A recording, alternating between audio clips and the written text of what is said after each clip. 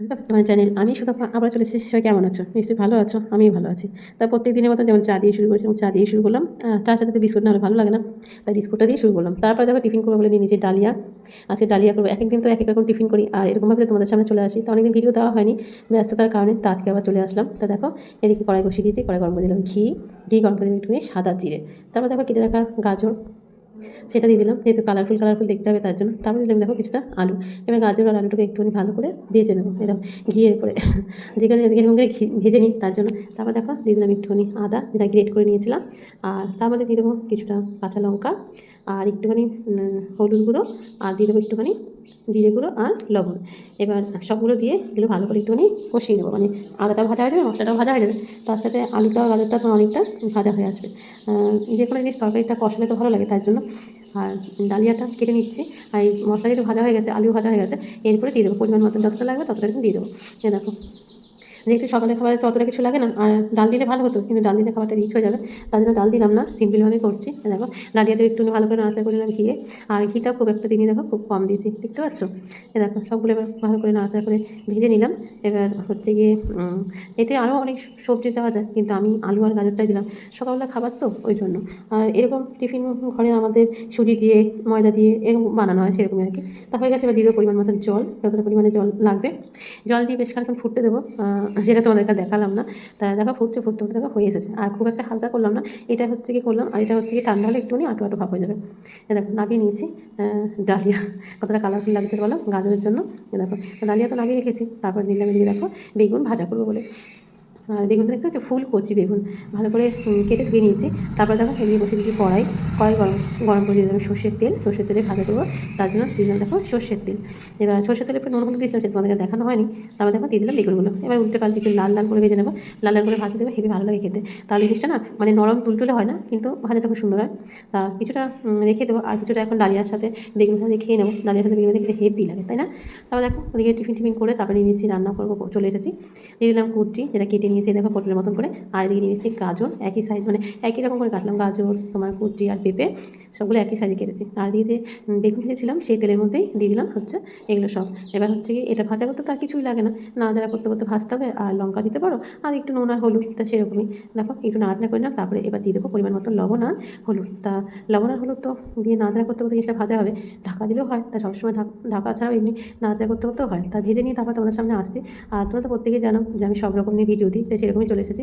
আর অনেকদিন ভিডিও দেওয়া হয়নি, ভয়েস তোলা ছিল না তার জন্য। তাই আজকে ভয়েস দিয়ে আজকে ছেড়ে দিচ্ছি। সবাই ফুল দেখো, কেউ স্কিপ করো না, এটাই বলবো। দেখো ভাজা হয়ে গেছে, এবার তুলে নিলাম পেঁপে গাজর আর কুচি ভাজা। কে কে খেতে ভালোবাসো বলো, হেলদি খাবার। তারপর দেখো ভাজা নামিয়ে দিয়ে নিয়েছি ডিম, যেহেতু বাড়িতে চারজন থেকে 4টে ডিম নিয়েছি।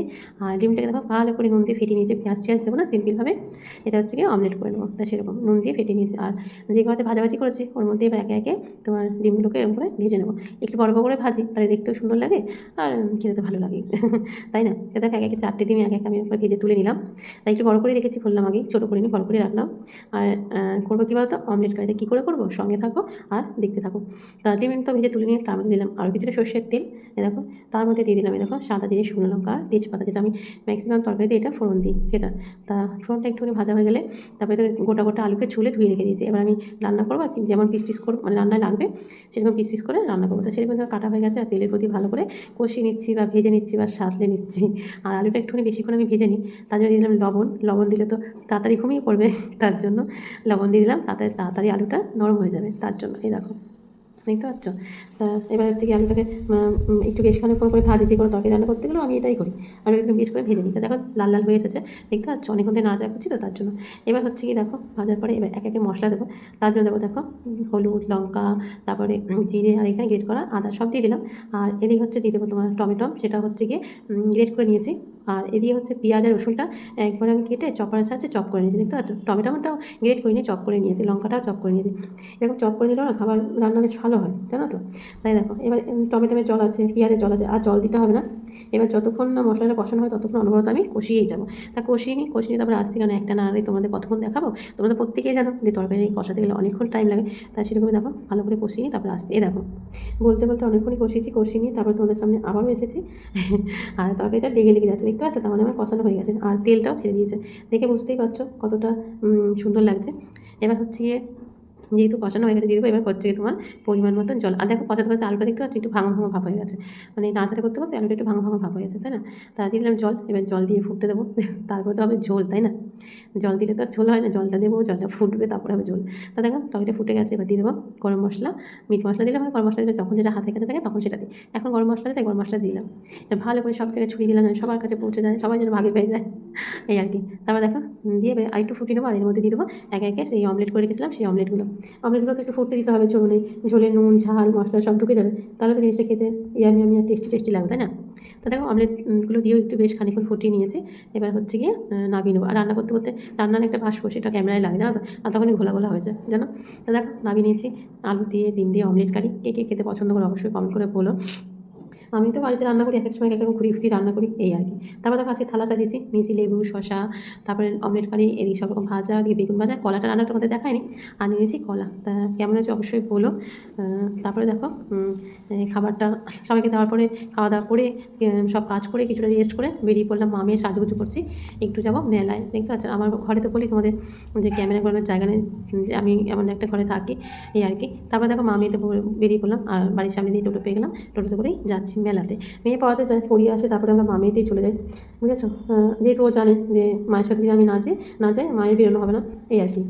আগে যেমন ছোটোবেলায় ও বায়না করতো আর এখন আমি বায়না করি। তা দেখো 101টা মন্দির আছে না আমাদের, এই 101টা মন্দিরে গাড়ি চলে যাচ্ছি, সেটা তোমাদের দেখালাম। আর যাচ্ছি চকবাজারে, সেটা তোমাদের দেখালাম। যদি বা তোমরা চিনবে না, তাও আমি একটু ভিডিও করছি বলে তাই তোমাদের দেখালাম। আর আমাদের কালনাতে কি নেই, সব আছে, কোর্ট থেকে স্কুল থেকে কলেজ থেকে থানা থেকে যাই লাগবে সবই আছে, বুঝেছো। তা দেখো বলতে বলতে চলেও এসেছি মেলাতে। আর যেহেতু এইসব জায়গাতেও মেলা বসে, তা আমি যেহেতু এখন হচ্ছে গিয়ে এই দিকটা উঠে গেছে, ওই জন্য মুখটাতে নামাবে। আর দেখতে কত ভিড়, সবাই মেলা গেছিলো, সবাই মেলা থেকে বেরোচ্ছে।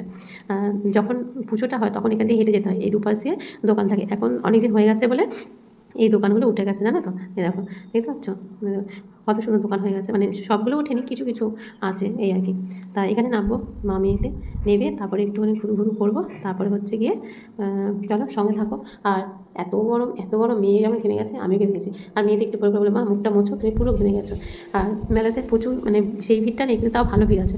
কেন বলো, এটা হচ্ছে ভাঙা মেলা, ঠাকুর যদিও বা নেই, তাও ঠাকুরের ছবিটা দিয়ে দেবো, তোমরা দেখে নেবে, বুঝতে পারছো।